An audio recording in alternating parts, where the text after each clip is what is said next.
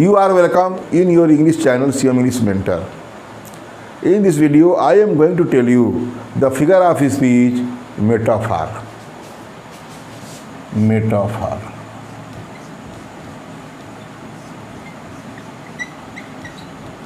रूपक.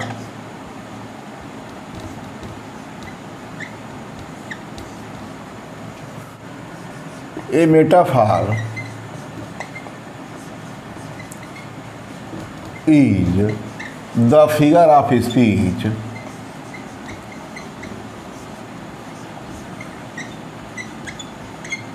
in which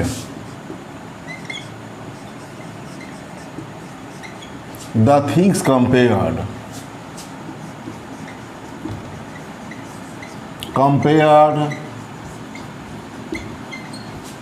are treated as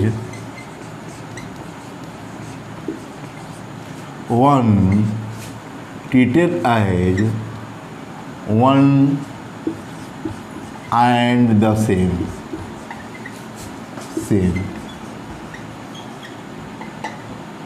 देखा, the metaphor, a metaphor is the figure of speech in which the things compared things are treated as one and the same. मतलब simile की तरह इसमें भी एक comparison जो है दो विभिन्न प्रकार की वस्तुओं के बीच बनाया जाता है, और उसमें क्या होता है कि दो भिन्न वस्तुओं के बीच में तुलना की जाती है और अलग अलग समझा जाता है दोनों वस्तुओं को। किंतु इसमें क्या है, in which the things compared are treated as one, जो तुलना की गई वस्तुएं हैं, तुलना की हुई वस्तुएं treated as one and the same, एक और वही मान लिया जाता है। ठीक है, द कंपेरिजन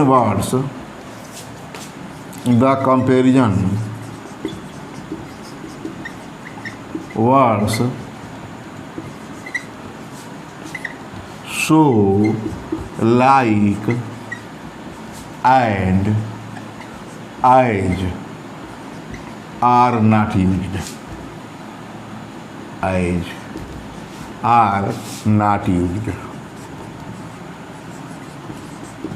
देखा, मेटाफार क्या है, ये भी इस तरह भी हम परिभाषित कर सकते हैं कि metaphor is the figure of speech in which a comparison is made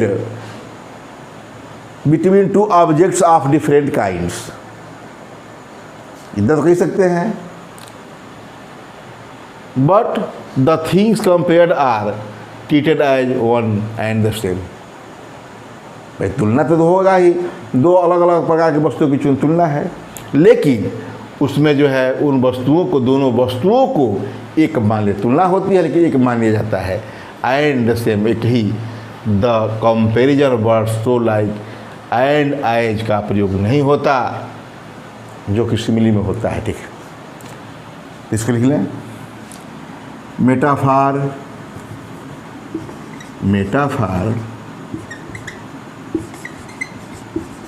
वह अलंकार है या फिगर ऑफ स्पीच होता है जिसमें तुलना की गई वस्तुओं को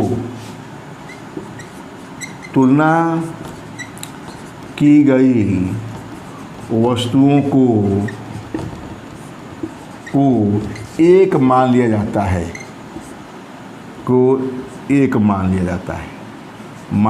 टीचर क्या आता है, मान लिया जाता है। सही है, इसमें एज, फार, एज लाइक एवं सो का यूज नहीं होता। यही है, और क्या है, तो क्या है, मेटाफार, THOR। ठीक, तो ये वही है कि मेटाफार क्या है, वह अलंकार है जिसमें तुलना की गई, थिंग्स कंपेयर, तुलना की वस्तुओं को एक मान लिया जाता है as one and the same, एक ही और वही, इसमें अलग अलग नहीं। इसको हम दूसरे शब्दों में कह दें, सेम इसी चीज़ को मैं दूसरे वर्ड में, अदर वर्ड्स में कह रहा हूँ, in other words, in other words, in other words. A metaphor is an implied simile। देखा, a metaphor is an implied simile, छिपी हुई सिमिली है, विलुप्त, इसको कहते हैं विलुप्त, छिपी हुई। मेटाफार इज इम्प्लाइड सिमिली, सब कुछ तो यही है कि छिपा हुआ। इसका अर्थ क्या हुआ? It does not like simile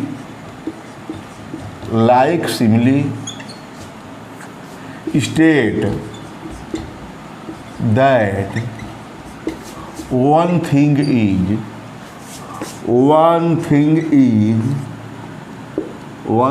is like another, or acts as another। देखा, it does not like simile, simile के समान ऐसा नहीं करता, स्टेट नहीं करता, मतलब यह सिमिली के समान स्टेट नहीं बताता, दर्शाता कि one thing is like an other, कि एक वस्तु दूसरे वस्तु के समान है, ठीक है, or acts as another, अथवा दूसरे की तरह काम करता है। But takes for that,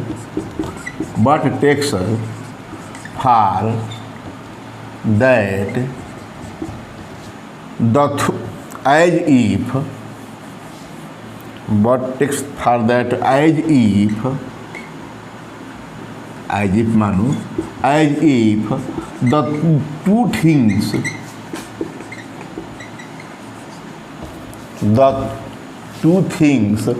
are।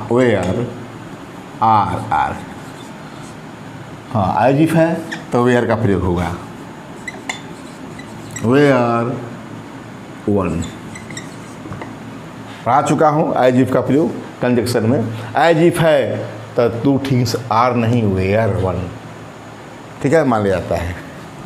तो कहने का मतलब, इसका दूसरे अर्थ में मैंने क्या कहा, ये मेटाफार जो है एक छिपी हुई विलुप्त सिमिली है। मेटाफार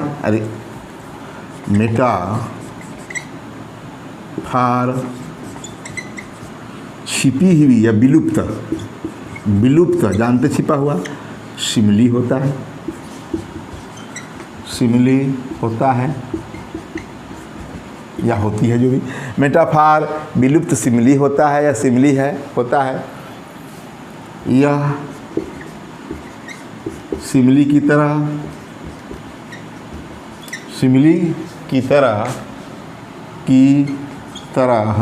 के समान यह नहीं बताता, यह नहीं स्टेट करता, नहीं दर्शाता, ठीक है, कि one thing is like an other, एक वस्तु दूसरी वस्तु के समान है, वस्तु के समान है, ठीक है, हो गया। बल्कि क्या करता है, यह प्रकट करता है, यह दर्शाता है, बट टेक्स फॉर दैट, यह बात को बतलाता है, as if the two things were one, कि दो वस्तुएं एक ही है, समान है, बल्कि यह बताता है, यह प्रकट करता है कि दो वस्तुएं एक ही हैं,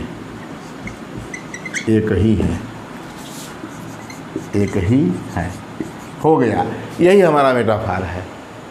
मतलब सिमिली ही है एक प्रकार का, और कैसी सिमिली है? इम्प्लाइड सिमिली है। तुलना जो कहते हो है, लेकिन क्या अंतर है इसमें? ये नहीं बताता कि एक वस्तु दूसरी वस्तु के समान है, ये कहा नहीं जाएगा, उसको मान लिया जाता है। एक प्रकार के क्या कहें मेटाफर, ये दूसरे वर्डों में और क्या कहूँ, तीसरे इन थर्ड वर्ड्स में दूसरे शब्दों में कहा कि metaphor is a strong simile. ये कहे ये तो विलुप्त हो गया। इसमें कंपैरिजन क्या होता है? In metaphor a comparison is made, या a comparison is strong then simile. Simile की अपेक्षा इसमें क्या होता है? कंपैरिजन मजबूत होता है, शक्तिशाली होता है। क्यों मजबूत होता है? क्योंकि उसी को मान लिया जाता है। उसमें तो कहा जाता है कि इसके समान, तो उसका तुलना हल्का हुआ, और उसको मान लिया जाता है, उसको थोप दिया जाता है। ठीक है, मतलब इसमें दो वस्तुओं में से एक जो समानता है उसी को मान लिया जाता है। जैसे मैं एग्जाम्पल दूँ कि द कैमल इज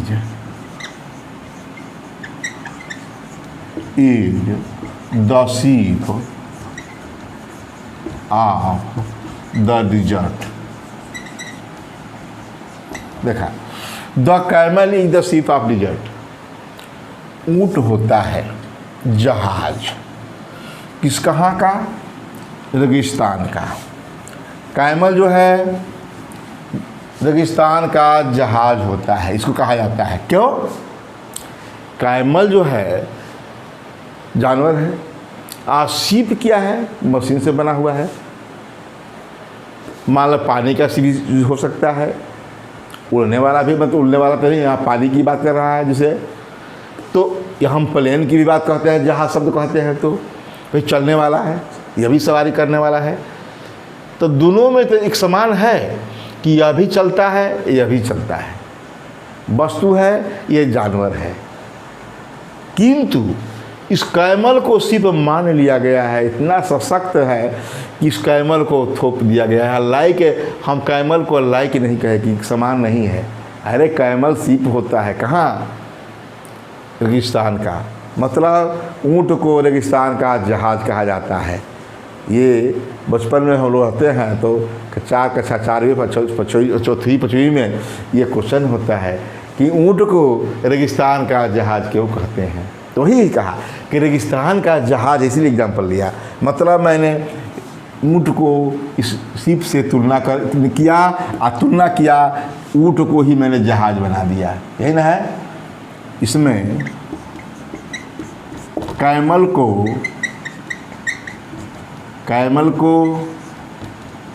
को डिजर्ट का, ये रेगिस्तान का शीप बना दिया गया है,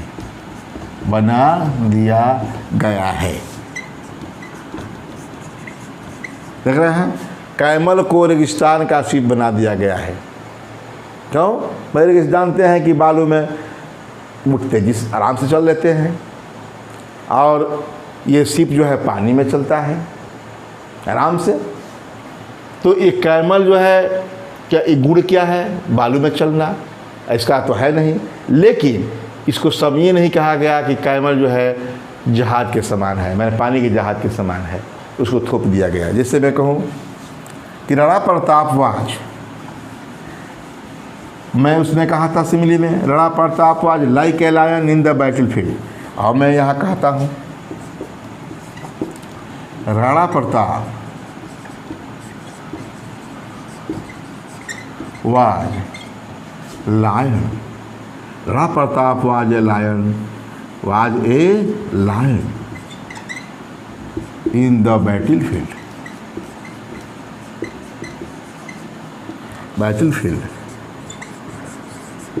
राणा प्रताप व्यक्ति है, ये लायन जानवर है, ऐसा होगा नहीं। समान कहते हैं, चलता है कि चलिए Rana Pratap was like a lion in the battlefield, मैंने सिमिली में कहा भी था। तो यहाँ राणा प्रताप को लायन बना दिया गया। मतलब यहाँ क्या है, इस दोनों के बीच में क्या है? इम्प्लाइड सिमिली है। कहने का मतलब छिपी हुई सिमिली है। ये लाइक और शो का या कहा इसमें लाइक या सो या आई को छिपा दिया गया है। तुलना तो ही है, लेकिन राणा प्रताप को शेर मान लिया गया है। जैसे मैं कहूँ life is a dream, is a dream, life is a dream.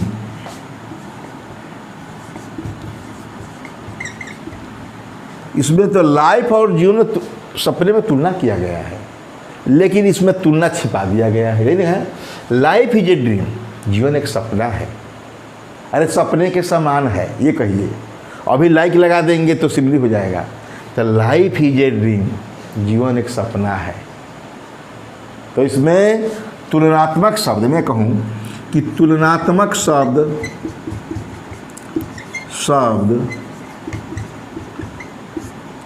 Like यहाँ लगेगा, लाइक को छिपा दिया गया है, छिपाया गया है, ठीक है। और लाइफ को ड्रीम मान लिया गया है, मान लिया गया है। स्पष्ट कर रहा हूँ, यही मेटाफार है। मेटाफार यही है। मेटाफार के पहचान के कैसे पहचानेंगे, तो ध्यान रहे उसमें वर्ब के बाद तुरंत जो है जो वर्ड है उसके पहले लाइक सो और क्या आज का प्रयोग कीजिए। यदि वह सिमली बन जाता है तो जानिए कि वह क्या है, मेटाफार है। यदि ऐसा नहीं होता तो नहीं है। देखा। और मैं थोड़ा मोस्ट इम्पॉर्टेंट एग्जाम्पल्स हैं जो कि परीक्षा में पूछते भी हैं, उसको बता दूं। अब समझा ही दिया हूँ। जैसे दूसरा कहूँ, Shakespeare is the Kalidas of India, Kalidas of India. इसको मैं 8 का भी बताया था, द कालिदास लगा है, ठीक है। मतलब कालिदास मतलब व्यक्ति नहीं, जाति बन गया है। ड्रामाटिस्ट, शेक्सपियर ड्रामाटिस्ट है ही, लेकिन हम शेक्सपियर जो है कालिदास के समान है ये नहीं कह करके मैंने शेक्सपियर को भारत का कालिदास बना दिया, या कहें Kalidas is the Shakespeare of India, ठीक है। या Shakespeare is the Kalidas of India, Shakespeare Bharat के कालिदास है, ठीक है। ये तुलना, मतलब कहने का मतलब यहाँ लाइक का प्रयोग मैंने नहीं किया। Life is but a walking shadow,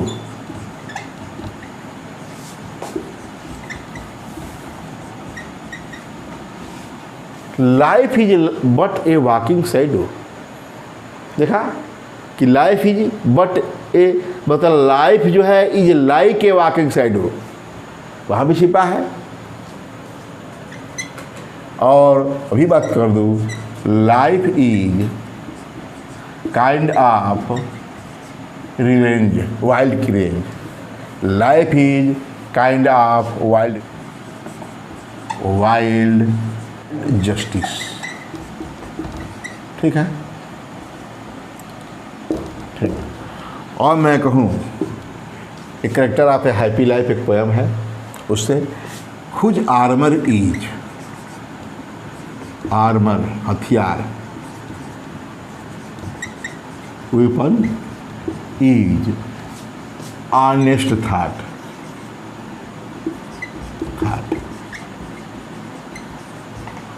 ठीक है। Whose armour is like honest thought, as एनेस्ट था, लेकिन इसमें उसका हथियार किसका, ए हैप्पी मैन का। एक इसमें प्रशंसित, एक जो है प्रशंसित व्यक्ति का हथियार क्या होता है, हिज ऑनेस्ट थाट, उसका ईमानदारी पूर्ण विचार, मतलब वह ईमानदार होता है। ये है तो कहने का मतलब ये मोस्ट इम्पॉर्टेंट एग्जाम्पल्स भी थे। मैंने समझा दिया कि इसमें तुलनात्मक शब्दों को छिपा दिया जाता है, प्रकट नहीं किया जाता। थोड़ा बता दूं अंतर दोनों में, जाने गए होंगे इतना बता दिए। तो अंतर क्या है सिमली और इसमें मेटाफार में, तो दोनों में डिफरेंस यही है, difference between simile and metaphor. तो अब जानते हैं कि सिमिली में क्या होता है। सिमिली में एज, लाइक, सो का प्रयोग किया जाता है। का प्रयोग करने से पता चलता है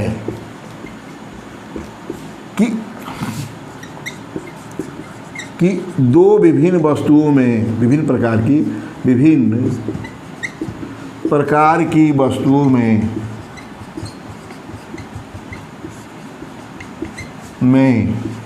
तुलना हुई है। ये तो क्लियर हो गया कि सिमिली में एज, लाइक, सो का प्रयोग करने से पता चलता है कि दो विभिन्न प्रकार की वस्तुओं की तुलना हुई है। किंतु वही बात, किंतु मेटाफर में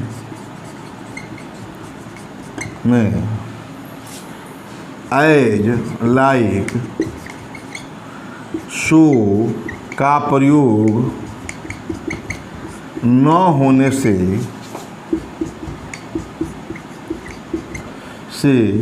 पता नहीं चलता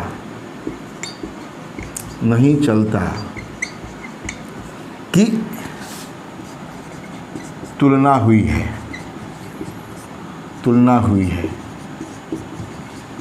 ठीक है, ये पता नहीं चलता कि तुलना हुई है।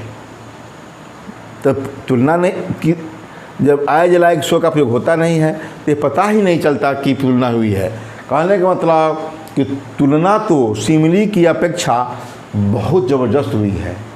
ठीक है, ये कहे स्ट्रांग तुलना हुई है। इसमें मैंने किसमें, मेटाफर में, उसमें दो विभिन्न वस्तुओं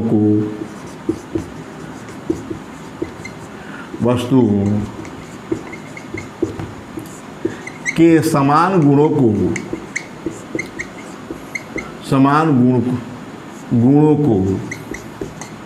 दो विभिन्न वस्तुओं के समान गुण जो होते हैं, इसका भी उसका भी गुण को एक मान लिया जाता है। बस यही है, कुछ नहीं। अब बता ही दिए हैं कि आज सभी में लग जाएगा। Life is like a walking shadow, life is like a kind of wild justice, सब में लग जाएगा। तो कहने का मतलब कि आपको यदि दिया गया है एज, लाइक, सो तो अच्छा है कि सिमिली है। और कंपैरिजन लग रहा है कि इसमें कंपैरिजन है, लेकिन वह छिपा हुआ है। लाइक, एज, सो लगाने से वह सिमिली बन रहा है। ये समझिए कि वह क्या है, वह जो है मेटाफर है। और नेक्स्ट वीडियोज में और बताऊंगा पर्सनिफिकेशन के बारे में, तो ये पता चलेगा कि पर्सनिफिकेशन है कि मेटाफर है। थोड़ा दोनों में विचार आती है। ठीक है, टकराने का मतलब कि आप लोग इसे शुरू से अंत तक तो देखबे करेंगे, यहाँ तक पहुँचेंगे।